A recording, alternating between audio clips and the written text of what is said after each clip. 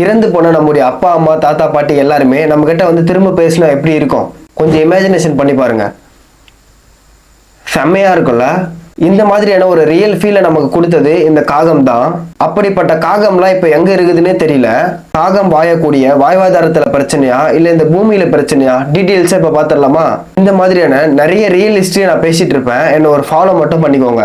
10 வருஷத்துக்கு முன்னாடி எல்லாம் நிறைய இடங்கள்ல அளவே இல்லாத காகங்கள் சுத்திட்டு இருந்ததை நம்ம பார்த்திருப்போம்.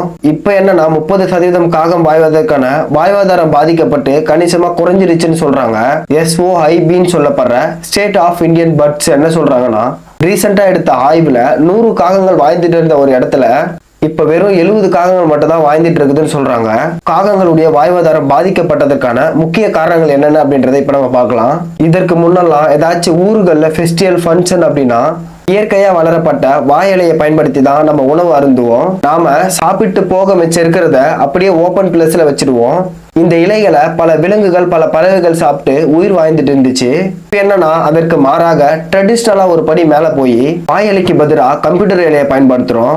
டம்ளர்ல தண்ணி குடிச்சிட்டு இருந்தோம், அதுக்கு பதிலாக plastic class plastic water can பயன்படுத்திட்டு இருக்கிறோம். இதனால பறவைகள் விலங்குகள் எல்லாம் ஈஸியா சாப்பிடக்கூடிய உணவு இப்ப கிடைக்க மாட்டுது.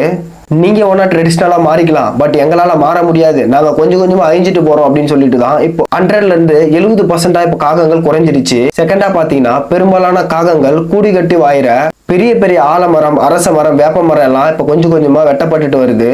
தேர்டா பாத்தீங்கன்னா நம்ம அன்றாடைக்கு யூஸ் பண்ற மொபைல் டவர் ரேடியேஷனால பெரிய பெரிய மொபைல் டவர்ல இருந்து வெளியே வர எலக்ட்ரோ மேக்னெட்டிக் ரேடியேஷன் வந்து காகத்துடைய நரம்பு மண்டலத்தை பாதிக்குது அப்படின்னு சில ஆய்வுகள் சொல்லுது.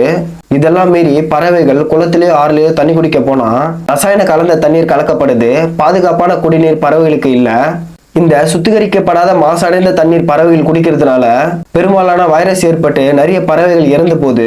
இதெல்லாம் தாண்டி ஃபைனலா ஒண்ணு இருக்கு, அது ரொம்ப முக்கியமானதும் கூட.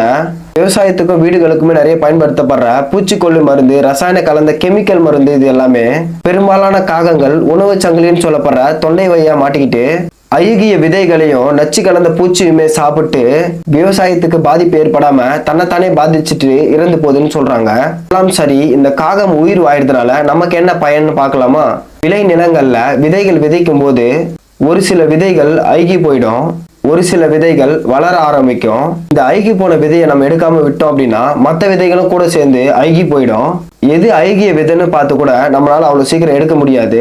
இந்த காகங்கள் அழுகின விதையும் விவசாயத்துக்கு பாதிப்பு ஏற்படுத்துற பூச்சியுமே சாப்பிட்டு இயற்கையை பாதுகாக்குது, தன்னைத்தானே அழிச்சிக்குது. இந்த ஸ்டோரி மூலமா நம்ம ஒன்று தெரிஞ்சுக்கலாம். நிறைய ஏரிகள்லயும் குட்டைகளையும் ஆக்கிரமிக்கப்படுவதை தடுக்க முடியலனா கூட மரங்களையும் காடுகள்